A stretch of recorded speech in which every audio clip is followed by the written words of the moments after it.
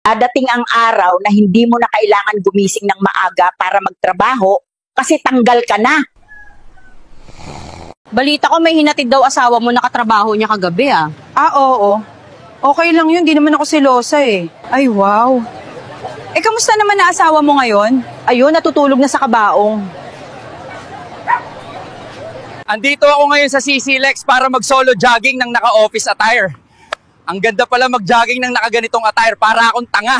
Yes, naririnig mo yon? Ay, wag mo kong idamay sa paandar mo, ha? Ay, nako, isa kang sakit sa bewang. Hoy, nandyan ka lang pala. Kanina ka pa hinahanap nitong kapatid mo, oh. Welcome sa aming bahay. Nakatago yan para di makita ng dinosaur. Ito naman yung kotse namin para makaalis kagad kapag may dinosaur. Yun nga lang, ditulak pa yan. Dito sa loob, sobrang luwag. Eh paano, walang kusina, walang CR, walang sala. Pagpasok mo, higa ka na. Bembang agad. Saan ka pa? Eto, meron din kaming playground. Dito kami nakikipaglaro sa mga alaga namin. Eto nga pala si Brownie, alagang T-Rex namin yan. Mamaya gagala kami, ilalakad ko para dumumi. Dito sa bahay, may balcony din kami. Overlooking siya. Ayan, kita nyo yung forest, tsaka yung vulkan. Active pa yan. Sa umaga, nagkakape ako dito. Eto, dito kami nag-iihaw ng barbecue. Kadalasang kinakain namin ay karne ng dinosaur. Tapos nilalagay namin sa lettuce. Yummy! Eto naman yung garden. Sa labas lang din ng bahay. Ayan yung misis ko, kung ano-anong itinatanim. Yung lettuce, dito galing yon. Guys, sorry na parami yung kain ko.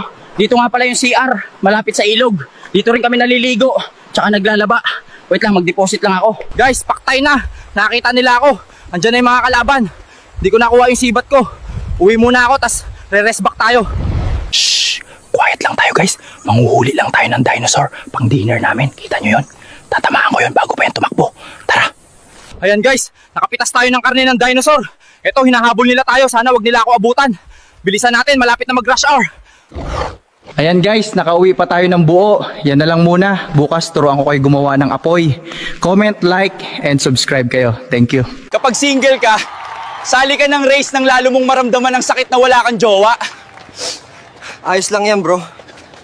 Hey guys, mag-lunch na kami. Please watch out. Mag-live ako before shift. See you guys.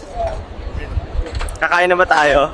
Guys, dito ako nag-work sa malaking barko na to. Pero tingin ko ha, dahil sa kalandian ng dalawang yan sa likod ko, malulubog tong barko. Anyway, shoutout kay Comic Is, di ako kasali dyan ha. Guys, may nagbebembangan dito sa parkingan ng kotse, dito sa barko. Ang lupit, may pag-apir pa sa salamin ng kotse guys. Guys, tumama yung barko natin sa iceberg. Nakatingin kasi sa naghahalikan yung bantay, kaya di niya nakita yung iceberg. Ayan, dahil sa kalandian na yung dalawa, tumama tuloy sa iceberg tong barko, nalubog na tuloy.